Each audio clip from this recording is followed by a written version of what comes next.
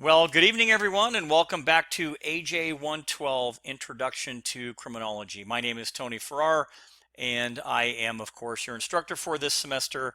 Tonight's lecture is going to cover Chapter 14, where we're going to look at crimes of the new millennium. We're going to talk a little bit about cybercrime and transnational organized crime. And some of the things that we hope to learn this evening will be to look at the evolution of cybercrime and how it started and where it is right now. We're going to look at three specific types of cybercrime. We're going to look at cyber theft, cyber vandalism, and what is called cyber war. We're going to evaluate how the internet can facilitate the sale of illegal materials and how that has progressed over the years.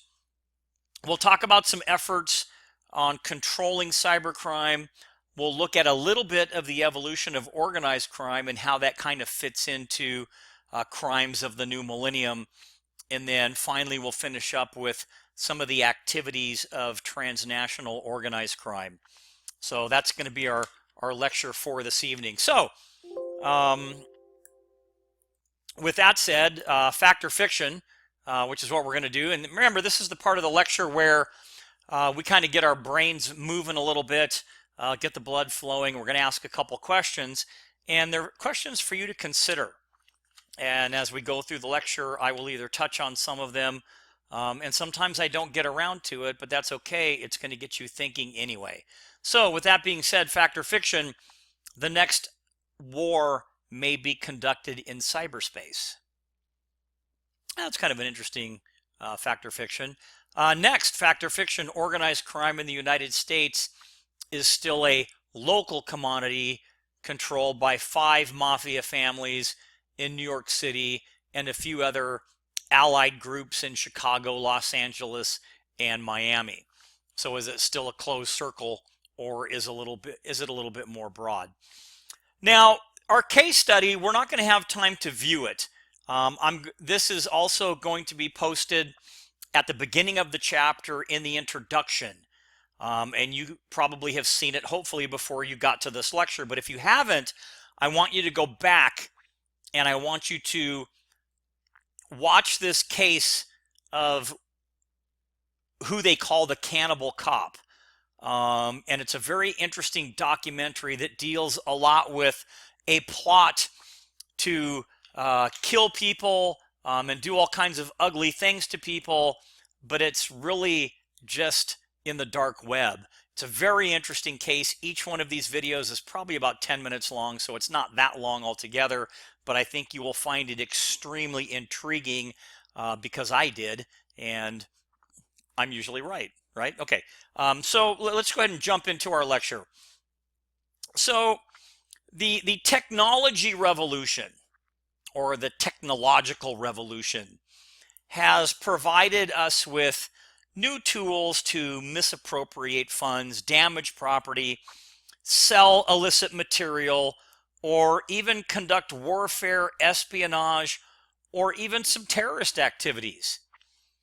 It has created cybercrime, a new breed of offenses that can be singular or ongoing, but typically involve the theft and or destruction of information, resources, or funds utilizing computers, computer networks, and the internet. Now, by definition, cybercrime is the use of modern technology for criminal purposes.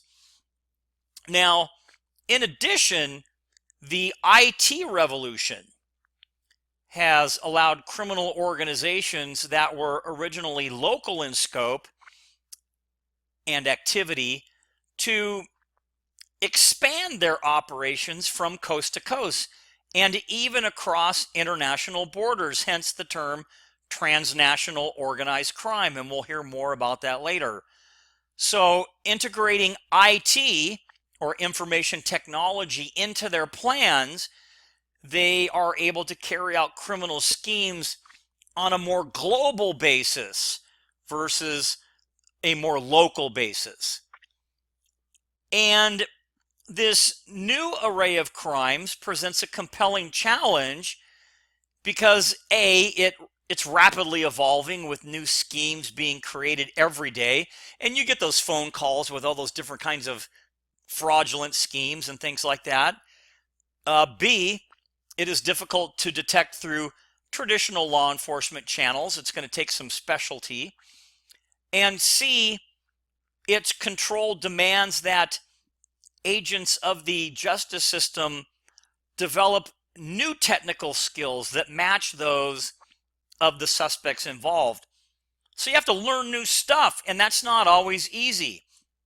And these crimes, again, are vast in scope and place a heavy burden on society.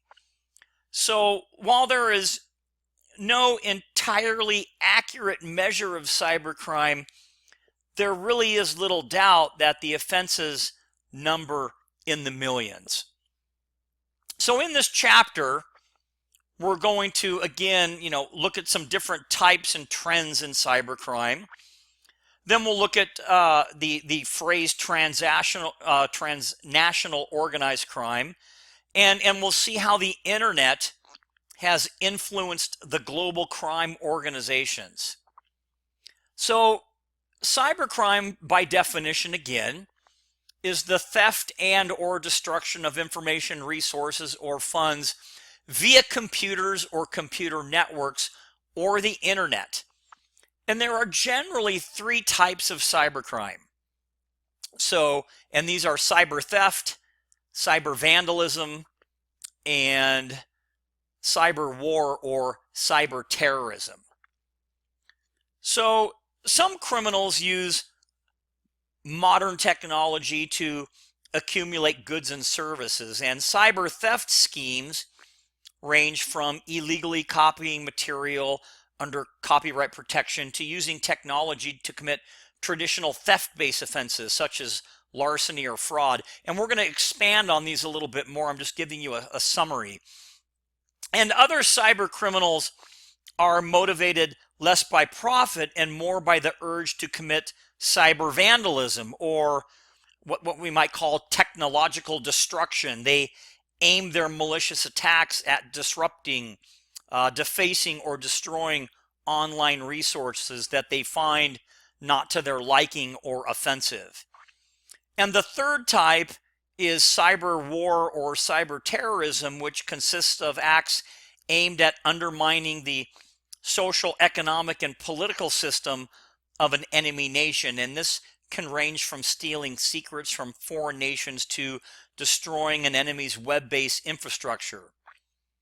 And these three main types of cybercrime, they're outlined a little bit more in your textbook. On page 491, you'll see a summary of each one of those along with the definition and an example. But let's start off with cyber theft and go into it just a little bit more. The internet, again, can serve as a tool to facilitate illegal activity. Cyber criminals can meet their victims in social networking sites and forums where they can find suitable co-offenders or get into contact with enablers. And computer-based technology allows criminals to operate in a more efficient and effective manner. So cyber thieves now have the luxury of remaining anonymous, living in a part of the world or in any part of the world, conducting their business during the day or night, working alone or in groups, while at the same time reaching a much larger number of potential victims than before, because it's the internet and it goes everywhere. And no longer is the con artist or criminal entrepreneur limited to fleecing victims in a particular geographic location. So basically the whole world can be this person's target. So cyber thieves target both individuals and corporations. To handle the civilian complaints, the FBI has created the Internet Crime Complaint Center in 2000 to receive reports of internet crime, and they call it the IC3. It now receives, on the average, about 300,000 complaints per year from just U.S. citizens. And cyber thieves also target business enterprise. In a recent 2016 survey of industry leaders found that about 1/4 of those individuals had been affected by computer-based attacks on business enterprise in the prior year. And attacks are so stealthy that almost 20% of the CEOs were not even sure if they had been attacked. So again, this is kind of a tough thing for us to deal with. So again, this is the cyber theft. And then we'll look a little bit more at cyber vandalism in just a moment. But these are, so cyber vandalism are the malicious attacks, again, aimed at disrupting or defacing and destroying technology. And then the cyber war or cyber terrorism, again, is using cyberspace for acts of war, including spying, disrupting an enemy's computer network, and these internal attacks against an enemy's nation's technological infrastructure. So again, the kind of a summary of definitions. So when we're going to kind of revert back to the theft for a minute and talk a little bit about ATMs. So automatic teller machines, which they call ATMs for short, attract the attention of cyber criminals looking for easy profits. Rather than having to, rob somebody at an ATM, let's say via gunpoint, the cyber criminal relies on stealth and technological skill to commit their crime. So take, for instance, the case of two brothers from Bulgaria who were charged with attempting to defraud two banks of more than $1 million by engaging in ATM skimming. And this is where you place an electronic device on an ATM machine that basically scoops up information from a bank card, the magnetic strip, whenever a customer slides it into the machine. And skimmers can then create their own bank cards, and you can steal from the customer's account. So ATM skimming really now costs U.S. banks hundreds of millions of dollars annually. So again, by definition, it's using an electronic device or camera on an ATM that copies the information from the magnetic strip on the card whenever the customer uses the machine or photographs their keystrokes. So these are thefts from ATMs. The next section that we'll look at, and again, these are types of theft and crime for profit, would be distributing illegal or dangerous services and materials. So the internet has become a prime source for delivery of illicit or legally prohibited material. Included within this market would be the distribution of pornography and obscene material, including things like kiddie porn or the distribution of even dangerous drugs. Distribution of obscenity. So the IT revolution has revitalized the porn industry. The internet is an ideal venue for selling and distributing obscene material. The computer is an ideal device for storage and viewing.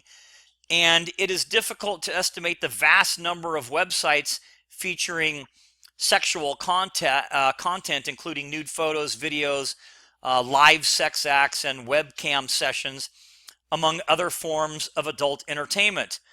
Adult content is so pervasive and easily obtained that it has driven many adult magazine stores or even magazines in general out of business. In 2015, Playboy announced it would no longer feature nudity in the magazine, finding it impossible to compete with what was on the internet. Now, a year later, the magazine kind of reneged on that and brought nudity back, but it's no different than Amazon, which has taken over the delivery of goods via the internet, where you can go to Amazon and have anything delivered, especially on sporting goods stores, where you're seeing all these stores going out of business because you can distribute any type of material by ordering it through the internet or downloading it from a website, etc. When it comes to prosecuting internet photography and things like that, it does become a little bit difficult because a lot of times these websites are set up to where it's hard to find out who is actually running them. So despite a few successful prosecutions, it has been a little bit difficult to control internet pornography and prosecutions for adult sites. And one reason, again, is that the offenders can be scattered around the world, making identification and even arrests very difficult. There really needs to be significant law enforcement agency cooperation to gather evidence and locate suspects. Where there are prosecutions, they are aimed at like kiddie porn sites, such as the Lost Boy case set out in the Profiles crime feature in your textbook. So there is a case that's kind of an interesting one. It's on page 494. It talks about the Lost Boy case, and I would suggest that you take a moment and you read that. But these are issues surrounding the prosecution of it. I have a couple of photos that I included in here as a reminder to kind of tell you to take a minute and go back and perhaps review that case. We talk about ATM thefts and the ability to attach some kind of scanning device or photo device. Here's a picture of what one looks like that was found on an actual ATM machine. Not only are these types of sites used for distributing illicit or illegal services and material, they've also been seen, or where you're starting to see sites that are distributing dangerous drugs. So the internet has become a prime purveyor of prescription drugs, some of which can be quite dangerous when they are used in excess or fall into the hands of minors. And many websites advertising or selling controlled prescription drugs such as OxyContin, Valium, Xanax, Vicodin, Ritalin, and Adderall do not require a prescription, and few are actually certified by the National Association of Boards of Pharmacy as verified internet pharmacy sites. So you can see some of the issues surrounding that. And kind of an interesting thing, what I put in here for you to see, so you can kind of see how things have progressed. There's a website called Weed Maps where you can actually have your marijuana from different distributors delivered to you. It's almost like where you would order food and have somebody deliver it to you. So again, this is kind of how far we've come using the internet today. So, and then just a little bit more, you can see here we have smugglers that use drones to transport drugs, whether it's in and out of prison or actually to drop drugs off or even deliver drugs. So here, drug smuggling drones. Here we have contraband that's being dropped into the yard of a Kern Valley State Prison. So this is, again, technology and things that are out there right now that we really don't hear a lot of. Here's a case where you can see right here, there's drugs that are recovered. You've got currency, you've got cell phones, you've got all of these things, and this person was using this drone to deliver illicit material. So I would be remiss to continue on without if I didn't talk about the dark net. So computer networking, and the dark net basically is computer networking that can only be accessed using non-standard communication protocols and ports with a very restrictive access that can only be opened with specific software configurations. So there are people who access the dark net to trade in kiddie porn and other types of illegal activity. So when I talked about the Cannibal Cop, the case study at the beginning that I want you to look at, all of his activity was taking place on the dark net. So again, it would be a good thing for you to look at that so you could kind of see what I'm talking about. And as kind of a visual for you to look at, you can see here we have a picture of an iceberg. And on the surface, we have the surface web that we know, Wikipedia, Google, Bing, all of that stuff. You have the deep web, which contains about 90% of the information on the internet, but is not accessible by those on the surface, by the average person. And that's academic stuff or medical records or legal documents or government resources.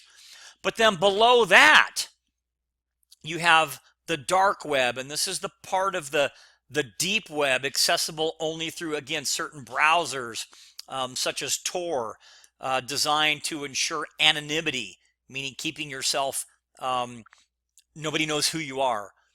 And deep web technologies has zero involvement with the dark web, basically. But here you've got illegal information and drug trafficking and private communication and all this other stuff. So hopefully this visual aid kind of lets you see the difference between the three different layers. So when we talk about, again, cyber theft and cybercrime, there's an interesting case out there that I want to kind of go over with you. And what it's talking about is something called denial of service attack.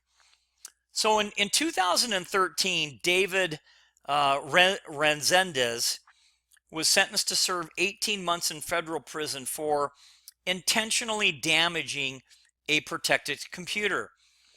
And, what did he do to deserve such a sentence? Well, he was responsible for what they call a denial of service attack he implemented to retaliate against the Larimer County, Colorado government. Now, during the attack, he saturated the county computer system with such an overwhelming amount of traffic and communication requests that county employees were unable to access email and even county records. The public's ability to access county services online was also diminished. Now, what motivated the attack? Well, he was angry about a traffic ticket. So, used to harass or extort money from owners of an internet site, a denial of service, or DOS, involves threats or attacks that are designed to prevent the legitimate operation of the site. And in some cases, like the one I just went over, there was no real monetary objective, and the attack is a type of cyber vandalism. In 2015, again, an attack against a Rutgers University computer system interrupted internet service for students, faculty, and staff, and another attack knocked out all of New York City's email accounts. So again, denial of service. This is extorting money from an internet service user by threatening to prevent the user from having access, but it doesn't always have to be online. Okay, well, what about illegal, ransomware? Let's talk about ransomware. So in 2017, computers around the nation were attacked by a worm, if you will, ransomware that was called WannaCry. And I love the names that they come up. This was a form of ransomware, a malicious software that typically installs itself when users go to a compromised website or open an infected email. And once loaded, the ransomware virus immediately locks the device up, preventing its use. And the screen is fixed with a pop-up message, supposedly from the FBI or another federal agency, saying that the user has violated some sort of federal law, and the computer will remain locked until the victim pays some kind of a fine. There may also be a pop-up message saying that personal files have been encrypted and demanding payment to release the codes to decrypt them. The extortionists in this kind of a scheme demand anywhere from hundreds to thousands of dollars to release their hold on the computer. The victim is instructed to pay a ransom in order to get the key to unlock the computer.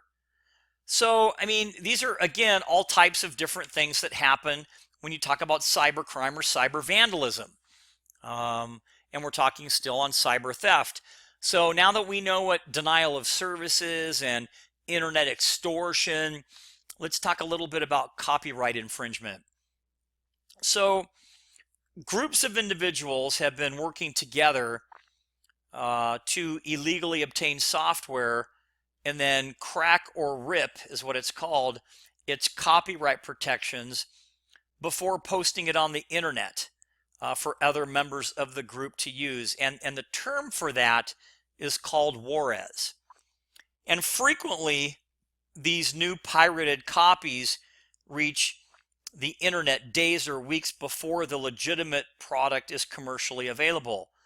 The government has actively pursued members of the Juarez community, and some have been charged and convicted under the Computer Fraud and Abuse Act, which criminalizes accessing computer systems without authorization to obtain information, and the Digital Millennium Copyright Act, which makes it a crime to circumvent anti-piracy measures built into most commercial software, and also outlaws the manufacture, sale, or distribution of these code cracking devices used to illegally copy software.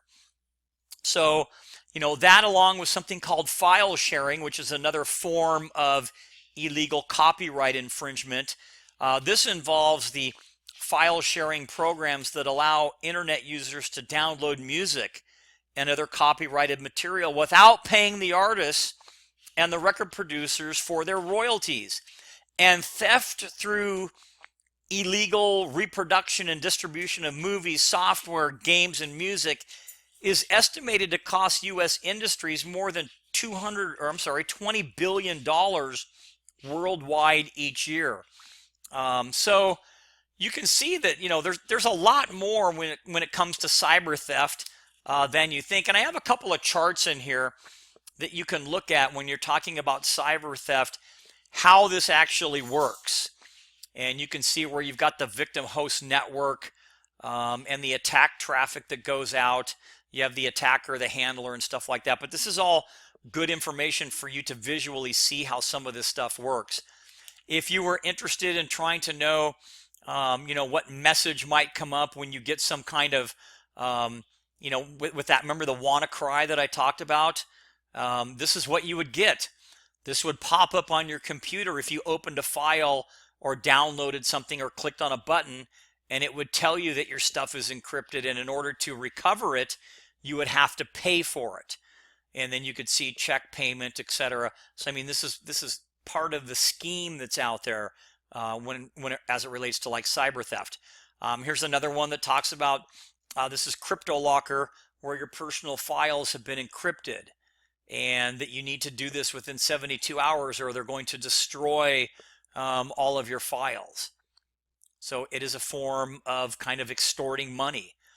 So now let's move on to internet securities fraud and what that is and what it does. So internet security fraud schemes involve efforts to intentionally manipulate the stock market for profit.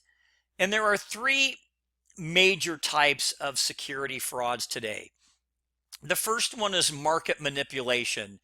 So stock market manipulation occurs when an individual tries to control the price of stock by interfering with the natural forces of supply and demand. And then we have fraudulent offerings of securities. And some cyber criminals create websites specifically designed to fraudulently sell securities to make the offerings look more attractive than they actually are, assets may be inflated, expected returns overstated, and risks understated. And then finally, you have illegal touting. And this crime occurs when individuals make securities recommendations and fail to disclose that they are being paid to disseminate their favorable opinions. So these are some of the securities fraud out there. And then, of course, you have insider trading, those that have knowledge of different things.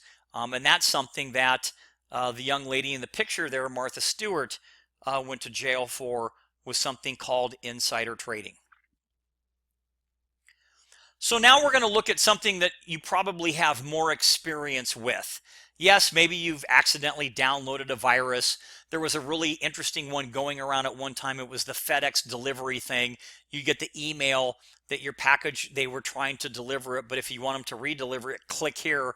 Even though you didn't know if you ordered anything, you just clicked on it anyway, and it would download one of those viruses. Well, identity theft is one of the more up-and-coming type crimes that you're probably more familiar with. So this occurs when a person uses the internet to steal someone's identity or impersonate the victim to open a new credit card account or conduct some other financial transaction. And it is a type of cybercrime that has grown at a surprising rate over the past few years. It can also involve the misuse of personal information for other fraudulent purposes, such as obtaining government benefits or health benefits or tax benefits, or providing false information to police during a crime or a traffic stop. So, you know, and I would give you the one picture before we move on. When you get all that junk mail about, you know, credit cards and things like that, you know, buy a new car, we've got, you know, you can apply for it now. Make sure you shred that stuff before you throw it away. Don't just throw the envelope in there, because somebody could actually pick that up and fill it out in your name, and they could actually have a credit card that you would be responsible for until you were able to prove otherwise. Kind of a funny movie, Identity Thief. If you've seen this movie, it is kind of funny. But on a more serious note, identity theft can really destroy a person's life by, and I guess I should probably show this because it's the funny part, by manipulating credit records or stealing from their bank accounts. Identity thieves use a variety of techniques to steal information. They may fill out a change of address card at the post office and obtain people's credit card bills and bank statements. They may call the credit card issuer pretending to be the victim and ask for a change of address on the account. They can then charge numerous items over the internet and have the merchandise sent to the new address. And it may take months for you as the victim to realize that you're getting bills from this credit card company and that there's outstanding debt. One of the other types of schemes that are out there is something called phishing or spear phishing. So some identity thieves create false emails or websites that look legitimate but are designed to gain illegal access into your personal information. And this is known as phishing. It's also known as carding or spoofing. And at last count in 2016, there were almost 290,000 unique phishing websites, about a 250% increase over 6 months. There are numerous phishing scams out there. In one called the account verification scam, the suspects purchase, let's say, a domain name that is similar to that of a legitimate company like Amazon. The real Amazon does not have an accounts area. So here again, so they're going to do amazon.accounts.net. So the real Amazon company does not have an accounts in its domain name. These con artists then send out millions of emails asking consumers to verify their account information, and by clicking on what looks like something to be legitimate, victims are directed to a bogus website where they are informed that to fix a certain problem, they need to update their account, which means they have to submit their name and address and phone number and credit card and social security and all kinds of other personal information. And that is the scheme. Now, some phishing schemes involve job offers. And once the unsuspecting victim fills out the application, answering personal questions and including their social security number, the Pfizer has them basically in their grasp. Another variation of this crime is called spear phishing, where cyber criminals target specific victims, sending them emails that contain accurate information about their lives, friends, and activities that was obtained from social networking sites, blogs, or other websites. And personal information makes the message seem legitimate and increases the chances that the victim is going to open the email or go to that tainted website by clicking on the link where the malware is housed. So hopefully that makes sense. But these are two different types of, again, cyber theft. And here's the one I was telling you about, where you get basically, dear customer, because a lot of us don't know. Sometimes we order stuff and we forget, and you get this thing from FedEx and it kind of looks real, and you click on it, and then you start getting spam because now you've actually opened and activated a virus. So this was the famous FedEx one that was going around. So a couple other ones that we want to look at would be something called e-tailing fraud and shoplifting. So new fraud schemes are evolving to reflect the fact that billions of dollars in goods are sold on the internet every year. And e-tailing can involve both illegally buying and selling merchandise on the internet. And not only do e-tail frauds involve selling merchandise, they can also involve buyer fraud. One scam involves purchasing, let's say, top-of-the-line electronic equipment over the net, and then purchasing a second similar looking but cheaper model of the same brand. The cheaper item is then returned to the e-tailer after switching barcodes and boxes with the more expensive unit. Because e-tail return processing centers don't always check the return goods closely, they may send a refund for the value of the higher priced model. So that's the e-tailing fraud. Now, shoplifting, this is another tactic where a person obtains a legitimate receipt from a store, either by buying it from a customer or finding it in the trash, and then returns to the store and casually shops, picking up an identical product. The person then takes that product and the receipt to the return department and attempts to return it for cash, store credit, or a gift card. So again, another type of theft. Well, now let's talk a little bit about cyber vandalism. So we're going into the second piece of this lecture. So in 2015, the online hookup site Ashley Madison was hacked, and stolen information from 32 million of the site's members, such as email addresses, was posted on the net. And the hackers claimed two motivations. One, they objected to Ashley Madison's intent on arranging affairs between married individuals. And two, they objected to its requirement that users pay $19 for the privilege of deleting all their data from the site. And the company issued a $500,000 reward for the identity of the hackers. So again, kind of an interesting case. So cyber vandalism typically involves a cyber attack motivated by revenge and destruction to achieve a malicious intent, such as denial of service, attack launched in retaliation for some slight, to hurt or embarrass someone that they may be angry at, or to simply hurt people because they enjoy being destructive. So cyber criminals usually don't profit from their crimes other than to enjoy the harm that they've inflicted on others. They are basically vandals in cyberspace.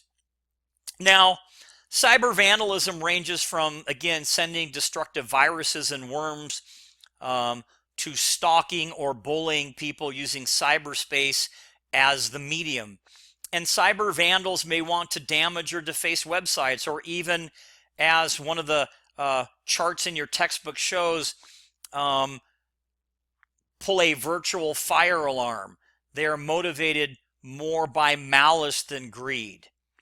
So, some of their motivations can be revenge, or to exhibit their technical ability, or highlight the company's vulnerability, maybe even to spy on other private information, or to socially harm others, posting information about them that they wouldn't want public, or finally to destroy computer security because they believe in open access. So these are just some of the motivations. Now, we've been talking a little bit about cyber vandalism and worms and viruses and Trojan horses and logic bombs and spam. So let's talk a little bit about what those are. So some cyber criminals may not be motivated, again, by greed or profit, but for the desire for revenge or disruption. And most typical, or the most typical use of cyberspace for destructive intent comes in the sending of or implanting in computers destructive programs. And these are called viruses or worms or Trojan horses or logic bombs or spam. So viruses are a type of malware that disrupts or destroys existing programs and networks, causing them to perform the task for which the virus was designed. A worm uses computer networks or the internet to self-replicate and send themselves to other users without the aid of the operator. A Trojan horse looks like a benign application, but it contains illicit codes that can damage the system operations of your computer. And through Trojan horses, again, or though Trojan horses don't replicate themselves like viruses, they really can be just as destructive. Logic bombs. This is a program that is secretly attached to a computer system, and it monitors the network's work output and waits for a particular signal, such as a date, to appear. It's also called a slag code. It is a type of delayed action virus that may be set off when a program user makes a certain input that sets it in motion. A logic bomb can cause a variety of problems, ranging from displaying issues or printing issues, or deleting or even corrupting data. And then finally, spam is what we all get and we all see all the time. Even though we try to have spam blockers and all that kind of stuff, this is unsolicited email or electronic communication. So those are some different definitions. So now let's talk a little bit about website defacement. So cyber vandals may aim their attention at the websites of their victims. So website defacement then is a type of cyber vandalism that occurs when a computer hacker intrudes on another person's website by inserting or even substituting code that exposes visitors to the site to misleading or provocative information. So defacement can range from installing humorous graffiti to sabotaging or corrupting the site. And in some instances, defacement efforts are not easily apparent or noticeable. For example, when they are designed to give misinformation by substituting or replacing authorized text on a company's web page, the false information may mislead customers and frustrate their efforts to utilize the site, or make it difficult for people using search engines to find the site as they surf the net. And almost, most defacement attacks are all designed to vandalize web pages rather, than to do it for profit or for gain. Cyber stalking, well, in 2012, a scandal rocked the nation when General David Petraeus, head of the Central Intelligence Agency, was forced to resign when word came out that he had a long-term extramarital affair with his biographer, Paula Broadwell. The affair was uncovered when Jill Kelly, a Florida socialite, asked a friend in the FBI to investigate a series of harassing emails she had received from an unknown person. And the FBI traced the emails to Broadwell and found that she was also exchanging intimate messages with an email account belonging to Petraeus. And the head of the CIA was brought down because his former girlfriend was also cyber stalking a rival. So what is cyber stalking? Well, this refers to the use of the internet, email, or other electronic communication devices to stalk another person. Traditionally, stalking involves repeated harassing or threatening behavior, such as following a person or appearing at their house or place of business, making harassing phone calls or leaving written messages or objects, or even vandalizing property. Well, in the internet age, stalkers can pursue victims through online chat rooms.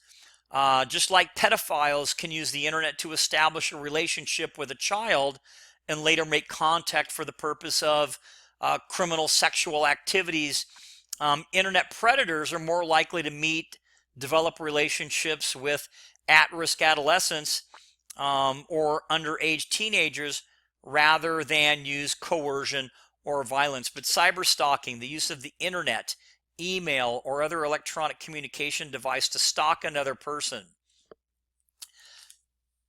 Right related to that is something that's extremely important, and that would be cyberbullying. So experts define cyberbullying among children as repeated negative acts committed by one or more children against another. And these negative acts may be physical or verbal in nature, for example, hitting or kicking, teasing or taunting, or they may involve indirect actions such as manipulating friendships or purposely excluding children from activities. And implicit in this definition is an imbalance in real or perceived power between the bully and the victim. So cyberbullying, by definition, is defined as the willful and repeated harm inflicted through the medium of electronic text. And like their real-world counterparts, cyberbullies are malicious aggressors who seek implicit or explicit pleasure or profit through the mistreatment of other individuals.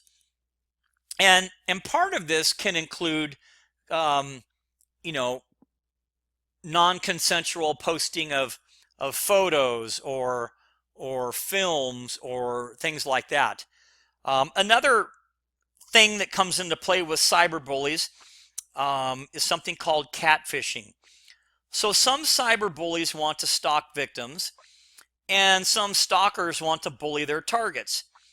Take the practice that has been known as catfishing, a term that refers to the practice of setting up a fictitious online profile, most often for the purpose of luring another into a fraudulent romantic relationship. And according to the Urban Dictionary, a catfish is someone who pretends to be someone they're not, using Facebook or other social media to create a false identity, particularly to pursue deceptive online romances. So to catfish someone, to kind of sum it all up, is to set up a fake social media profile with the goal of duping someone or fooling them into believing that that person is actually the person on the site, if that makes any sense. So again, there are long-term effects for And consequences for cyberbullying, not only have young people been charged and sent to prison, but older people have been charged and sent to prison. And the victims sometimes have a lot of emotional trauma that they have to deal with in order to overcome that. Okay, so only a few sections left. Let's talk about cyber spying. So spyware is a type of software that gathers personal information, including web browser histories, emails, and online purchases. And once information is gathered, it is automatically transmitted to those who installed the software, either directly on the computer or when the victim opens the attachment. In some instances, the computer operator gives consent to the spying, which is legal.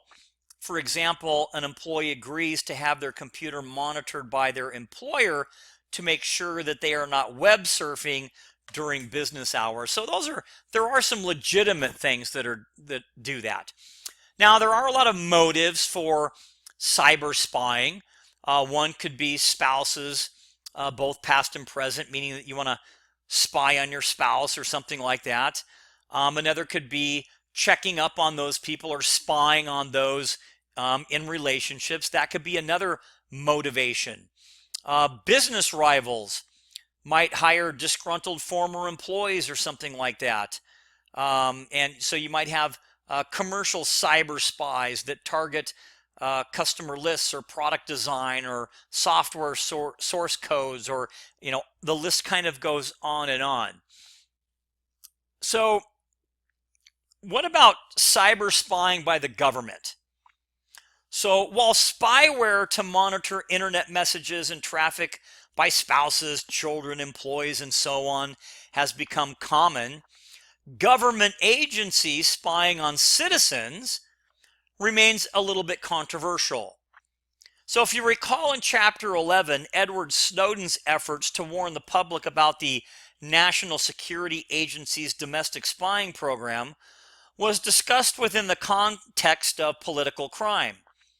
The NSA program, codenamed PRISM, is known in official government circles as the President's Surveillance Program and was implemented by President George W. Bush shortly after 9/11. And it extracts information from servers of 9 major American internet companies: Microsoft, Yahoo, Google, Facebook, Paltalk, AOL, Skype, YouTube, and Apple.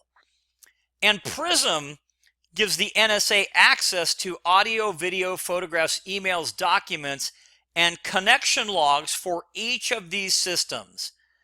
So the NSA can track targeted individuals over time, while online surveillance of search terms gives them insights into their subjects' thoughts and intentions. And in addition, the government receives records of all calls they made across town or across country to family members, coworkers, business contacts, or whatever. So the surveillance was undertaken without a warrant, which some legal scholars claim to be in violation of the spirit of federal law, the Fourth Amendment, and the Constitution. So just kind of food for thought. And again, here's a little information on PRISM, but we kind of went over that already. And there's a photo of Edward Snowden. So what are the costs? What are the costs of cybercrime at the end of the day? How common are cyber crimes, and how costly are cyber crimes to American businesses and the general public? Well, the internet has become a vast engine for illegal profits and criminal entrepreneurs. An accurate accounting of cybercrime will probably never be made because there are so many offenses that really go unreported, but there is little doubt that its incidence, meaning the number of, is rapidly growing. So, though thousands of breaches occur each year, most are not reported to local, state, or federal authorities. And some cybercrime, again, goes unreported because it involves what we call low visibility acts, such as copying computer software in violation of copyright laws. That just really doesn't get detected. And some businesses choose not to report cybercrime because they fear revealing the weakness in their network security system. However, the information that is available indicates that the profit in cybercrime is vast and it continues to grow. Now, McAfee, which is a software company, estimates cybercrime costs the global economy between $400 and $575 billion each year. Quite a lot. So how do we combat it? Well, there's the Convention on Cybercrime that began in 2006. So we have a couple of things. We have cybercrime enforcement agencies, the Interagency Telemarketing and Internet Fraud Working Group. We have the Internet Fraud Complaint Center. We have the Electronic Crimes Task Force. All of these are groups that deal with combating cybercrime. You also have the National Cyber Investigative Joint Task Force. You have the Department of Justice or the Federal Bureau of Investigation, the FBI. You have the Central Intelligence Agency. You have the National Security Agency. All of these agencies are involved in combating cybercrime. So with that being said, let's just a couple of more. Let's look at cyber espionage.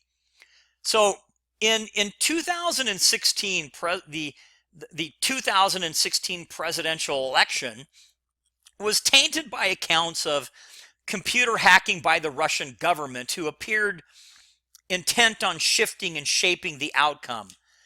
And this is not the only instance of Russian involvement in illegal hacking of critical computer systems in the United States. As a matter of fact, in 2017, 4 Russians, including 2 officers of the Russian Federal Security Service, were indicted for computer hacking, economic espionage, and other criminal offenses. Beginning in January of 2014, the conspirators allegedly used unauthorized access to steal information from at least 500 million Yahoo accounts. They then used that stolen information to access accounts at Yahoo, Google, and other webmail providers. And of special interest to the FSB were personal accounts belonging to Russian journalists, Russian and U.S. government officials, employees of a prominent Russian cybersecurity company, and numerous employees of other providers whose networks the conspirators sought to exploit. So, efforts by intelligence agencies to penetrate computer networks of an enemy nation in order to steal important data is referred to as cyber espionage. Then there's cyber terrorism, and this is an element of cyber war that involves an effort by covert forces to disrupt the intersection where the virtual electronic reality of computers meets the physical world. And basically there's no borders here. Cyber terrorism, they'll use the internet to recruit and fundraise. Terrorist organizations typically are able to expand these areas because they can use the internet again to recruit new members and disseminate information all around the world. So there's no borders. It's very difficult to prosecute these types of cases. So a couple of agencies that are involved in the combating of cyber war would be the United States Cyber Command and also the National Security Agency and the Central Service Agency. And here I have a chart that depicts or shows you the crime, the definition, and a couple of examples as well. So finally, we're going to end with transnational.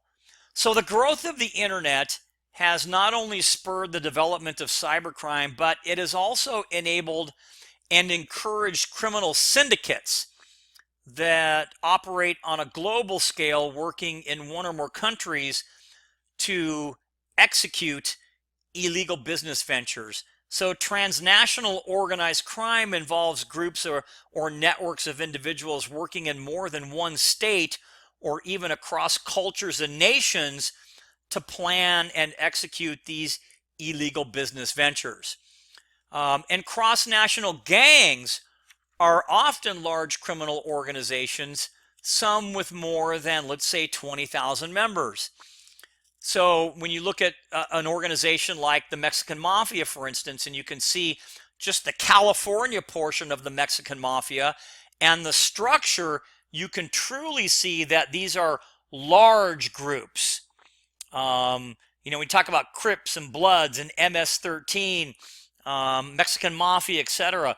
All of these groups are able to expand their transnational gang clusters and activities because of the advent of the internet. And kind of an interesting thing I thought I would show you here, when you look at technology and transactional organized crime, you can look at some of the more frequent media platforms that are frequently used by prison gang members. Now you're probably going to say, well, how do they use it when they're in prison? And that's a whole nother discussion. So some characteristics of transnational organized crime include kind of a conspiracy, those activities that include conspiracy, the structure along hierarchical lines, and employment of predatory tactics. And the activities of these transnational organized crime groups include things like human trafficking or narcotics distribution or even illegal gambling. And it's not just, you know, the Mexican Mafia. You have African American gangs that are involved in drug trafficking and financial fraud. You have Middle Eastern gangs that are involved in auto theft and financial fraud and healthcare fraud and identity theft. You have Eastern European gangs that are involved in gambling and money laundering and drug and human trafficking, extortion and murder, and the list kind of goes on. You have Russian transnational crime groups that are involved in drug and gun trafficking and slavery and money laundering and extortion and credit card fraud. And you have Italian organized crime groups like the Mafia that are involved in illegal gambling and political corruption and extortion and murders and bombings and drug trafficking, etc. And then finally, you have Asian transnational crime groups that are involved in crimes like gambling, prostitution, loan sharking, debt collection, kidnapping for ransom, and other types of gang violence. And then finally, Latin American and Mexican drug cartels. They typically are involved in drug and gun smuggling, large-scale providers of marijuana, methamphetamine, and cocaine. Some of the crimes that they do are kidnappings, murder, and extortion. It could be some of the cartels like the Gulf Sinaloa, the Knights Templar Juarez, or the Gulf Sinaloa, or Los Zetas. So just a little bit of information there. And again, you know, when you look at some of the transnational organized crime, you can look directly at a gentleman by the name of El Chapo, who happened to carry this very cool firearm before he got arrested by federal authorities. So how do we control it? Well, federal agencies are involved in international working groups to deal with this. We have anti-organized crime laws, like the RICO statute, which is the Racketeer Influenced and Corrupt Organization Act. But it still is difficult to eradicate these types of gangs. Okay, so we just went over just by a couple of minutes, but that's okay because it was interesting anyway. So that's going to be the end of our chapter 14 lecture, talking about crimes of the new millennium, cybercrime, and transnational organized crime. Please take a moment and review the key terms that are at the end of the chapter in the textbook or posted in Canvas. And don't forget to also take a look at the critical thinking questions just to get your mind going and to add some additional context to our lecture this evening. So, again, that concludes our lecture for chapter 14, and until next time.